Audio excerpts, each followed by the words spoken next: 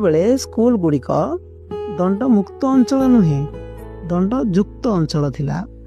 केते प्रकार माड़ आम मैंने खाई से बेत पहाड़ हो बा उठ बस आंठुरे गोड़ी दे आंठेवा कथा हो बा चेयर बसिया कथा कलम रे आंगुठी चापी देवा कथा हो बा पेट चिमुड़ा खाइबा कथा खरारे ठिया हेबा कथा हो बा सांग गाल को ठियाई मारिबा कथा एमिति अनेक प्रकार दंड आम मैंने पाइछंती।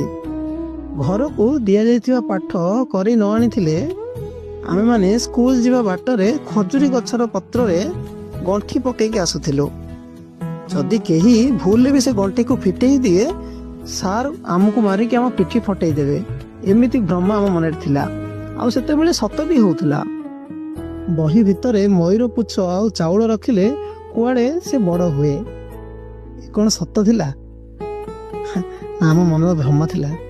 जहाँ भी थिला बहुत भल दिन थिला, बहुत भल दिन थिला।